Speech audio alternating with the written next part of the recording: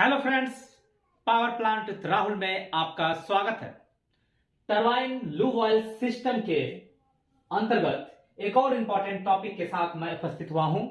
The name of this topic is hydraulic jacking device. Hydraulic jacking system के बारे में हम लोग डिटेल से इस वीडियो में पढ़ेंगे। इसमें जीओपी के बारे में, एसी जीओपी, डीसी जीओपी, उसका फंक्शंस है, उसका क्यों रिक्वायरमेंट है, उसका इंटरलॉक प्रोटेक्शन, जितना सारा डिटेल्स है हम लोग इस वीडियो में पढ़ेंगे।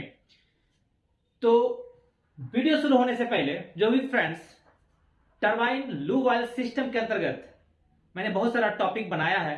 आपका main oil tank, main oil pump, एक्सोडी oil pump, hydraulic turning gear, mechanical barring valve, सारा डिटेल्स मैंने हमारे चैनल पे अपलोड कर दिया है। आप उस वीडियो को जाके देख सकते हैं। तो आइए हम लोग स्टार्ट करते हैं hydraulic jacking device. Hydraulic jacking system का क्या इंपॉर्टेंस है, इसका क्या फंक्शंस है और इसका क्या रिक्वायरमेंट्स है, इसको हम लोग देखते हैं। When the turbine is startup और शट डाउन, जब आप टरबाइन को स्टार्टिंग करते हैं या आपका टरबाइन ट्रिप करता है, वहां पे आपका hydraulic jacking system is use to maintain the oil film between rotor and the bearing. जब टरबाइन को आप स्टार्टअप करते हैं या शट डाउन होता है तो हाइड्रोलिक जैकिंग सिस्टम का हम लोग यूज करते हैं to maintain the oil film between the turbine rotor and the bearing. आपका मान लीजिए टरबाइन का रोटर है और आपका यहां पे बियरिंग है, और आपका रोटर एंड बियरिंग के सरफेस के बीच में आपका ऑयल फिल्म मेंटेन करता है। ऑयल फिल्म क्यों मेंटेन रखते हैं हम लोग? ताकि आपका जो है रोटर बियरिंग के साथ रब ना करे। और सबसे ज्यादा इंपॉर्टेंट काम क्या है, जो मैं अब देखिए इसमें, the high pressure oil is force under the individual bearing, दस रेजिंग द रोटर। इसमें हाई प्रेशर ऑयल, जितना भी बियरिंग है सबका एक इंडिविजुअल लाइन है। टोटल 7 नंबर ऑफ बियरिंग है, तो 7 हर बियरिंग के लिए अलग अलग लाइन है। आपका एक जैकिंग ऑयल सिस्टम का एक मेन हेडर है, वहां से आपका टोटल 7 ब्रांच निकाला गया।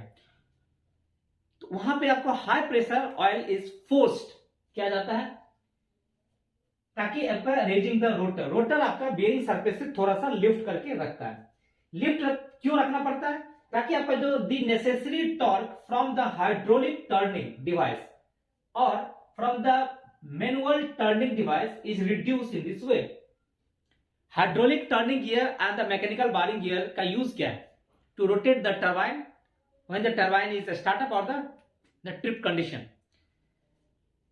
तो टर्निंग गियर एक टॉर्क लगाता है रोटेट करने के लिए। इमेजिनेशन कीजिए, अगर आपका हाइड्रोलिक जैकिंग सिस्टम नहीं है और आपका मैनुअल बारिंग गियर से आपको रोटेट करना हो या हाइड्रोलिक टर्निंग गियर से रोटेट करना हो, तो उसमें कितना आपको स्टार्टिंग टॉर्क लग जाएगा। क्योंकि आपका रोटर का सरफेस और बियरिंग के सरफेस में कॉन्टैक्ट रहेगा, तो जैसे ही रोटेट करना चाहेगा तो आपका जो रोटर का surface move against the surface of the bearing, तो वहां पे आपको फ्रिक्शन फोर्स के कारण हाई टॉर्क लगेगा। और सिर्फ हाई टॉर्क ही नहीं, आपका बियरिंग सरफेस भी डैमेज हो सकता है। तो दोनों चीज को अवॉइड करने के लिए हाइड्रोलिक जैकिंग सिस्टम का यूज करते हैं। उसमें हाई प्रेशर ऑयल इंजेक्ट करके रोटर को थोड़ा सा लिफ्ट 0.2-0.3 mm लिफ्ट करता है, और तब उसको क्या करता है, आराम से हाइड्रोलिक टर्निंग गियर है उसको रोटेट कर देता है। बहुत कम टॉर्क का रिक्वायरमेंट होता है। ऐसे अगर नहीं रहेगा तो बहुत ज्यादा टॉर्क का रिक्वायरमेंट होगा। और सेकंड क्या है कि आपका बियरिंग सरफेस और रोटर के सरफेस में कोई कांटेक्ट नहीं होता है, क्योंकि दोनों के बीच में आपका एक ऑयल फिल्म रहता है। ऑयल फिल्म के से क्या होता है फायदा आपको, कि आपका फ्रिक्शनल फोर्स ही नहीं लगता है। तो इसीलिए आपको हाइड्रोलिक जैकिंग सिस्टम का इंपॉर्टेंट यूज है। जब आपका टरबाइन स्टार्टअप करते हैं या शट डाउन करते हैं। टरबाइन या जनरेटर का जो बियरिंग होता है वो आपका starting and up to the 540 RPM तक हाइड्रोस्टैटिक बियरिंग रहता है, एंड आफ्टर द 540 आरपीएम आपका जो बियरिंग का जो नेचर है वो हाइड्रोडायनेमिक बियरिंग हो जाता है। मींस आपका स्टार्टिंग में आपका हाइड्रोस्टैटिक बियरिंग रहता है जब तक कि आपका hydraulic jacking system in service रहता है। After the 540 RPM the jacking system आपका कट आउट हो जाता है एंड उसके बाद आपका हाइड्रोडायनेमिक जर्नल बेयरिंग की तरह वर्क करता है। So before going to the detail in the hydraulic jacking system, at first you study about the hydrostatic bearing and what is the hydrodynamic bearing and what is the difference between these two type of bearings. तो आइए हम लोग पहले पढ़ते हैं hydrostatic bearing क्या होता है। Hydrostatic bearing and the hydrodynamic journal bearing are fluid film bearing that depends on a film of oil or air to create a clearance between the moving element and the stationary element. आपका hydrostatic bearing हो या hydrodynamic bearing हो, दोनों आपका fluid film bearing है जो depend करता है कि किस प्रकार का ऑयल फिल्म या एयर फिल्म क्रिएट हो रहा है between the clearance of stationary part and the moving part.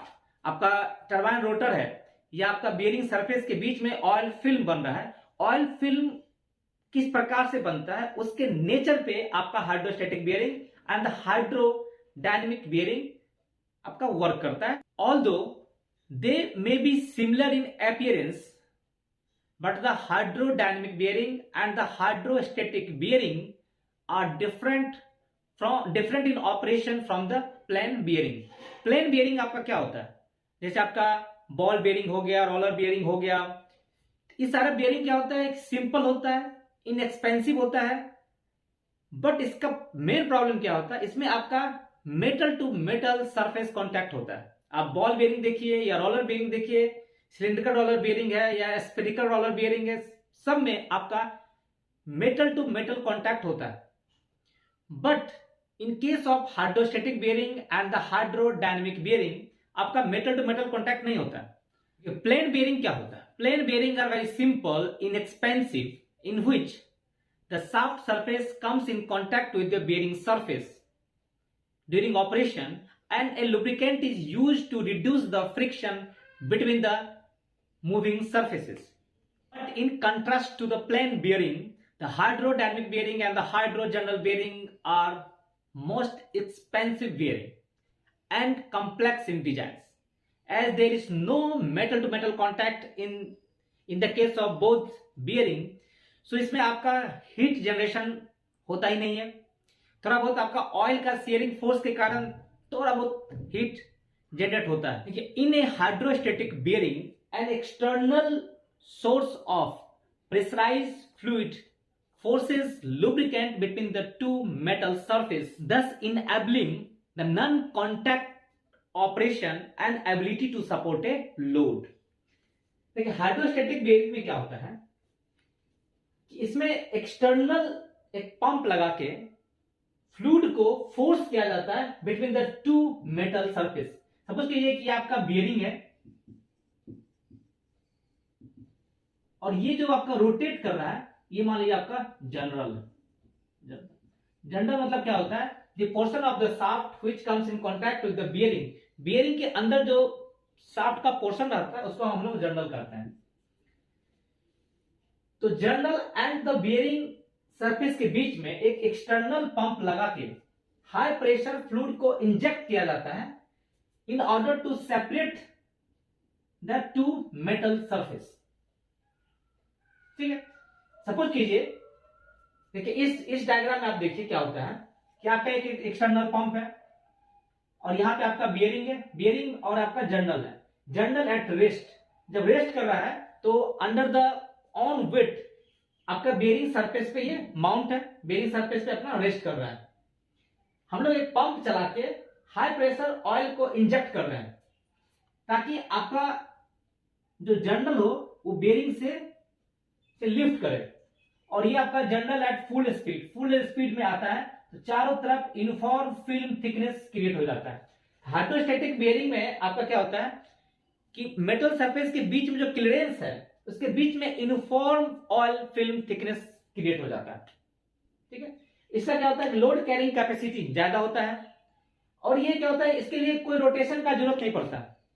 ये हाइड्रोडायनेमिक बेयरिंग जब हम लोग आगे पढ़ेंगे, इसमें आपका जर्नल के रोटेशन पे हाइड्रोडायनेमिक बेयरिंग डिपेंड करता है, लेकिन इसमें आपका जर्नल अगर रेस्ट भी करेगा तब भी इसके फिल्म थिकनेस पे कोई इफेक्ट नहीं आता है। इसमें हाई स्टिफनेस रहता है, लोड कैरिंग कैपेसिटी ज्यादा होता है। Hydrostatic bearing can support large load without the rotation of the journal and have a large stiffness as well as damping coefficient.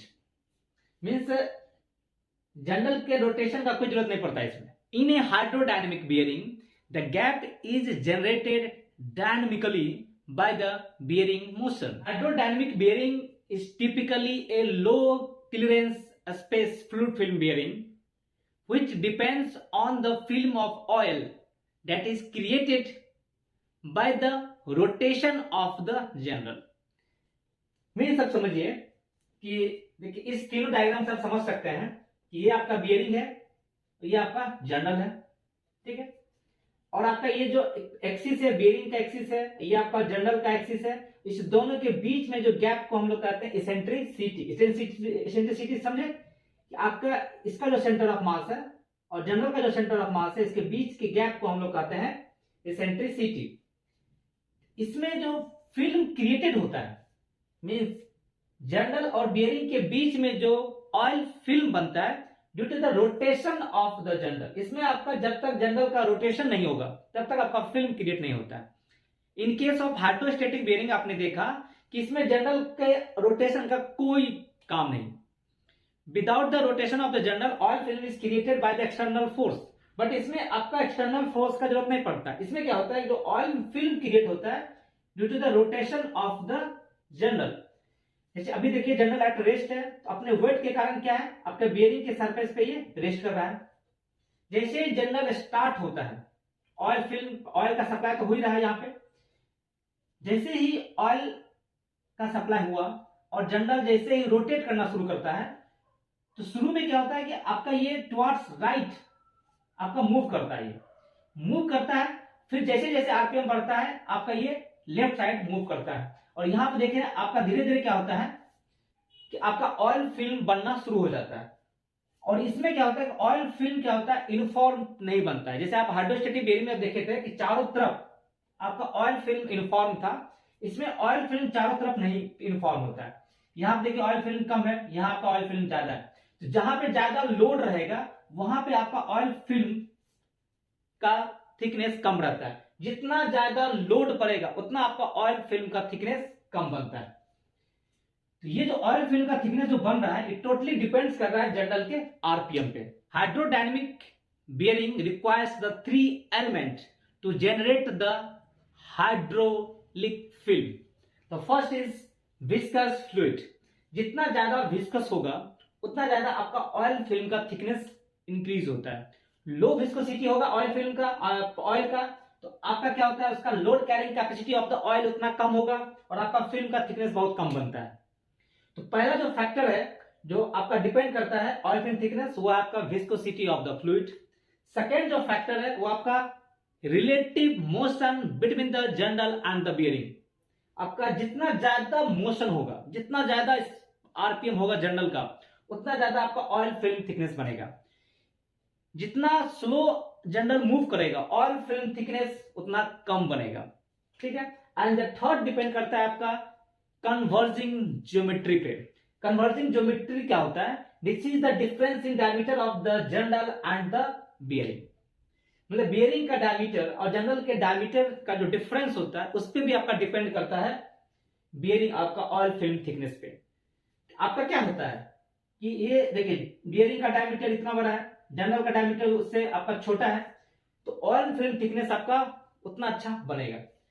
ये क्या होता है कि चारों तरफ आपका जिधर इसका लोड होगा, मींस ये आपका इसी थिकनेस पे लेफ्ट राइट मूव करता रहता है स्लाइटली।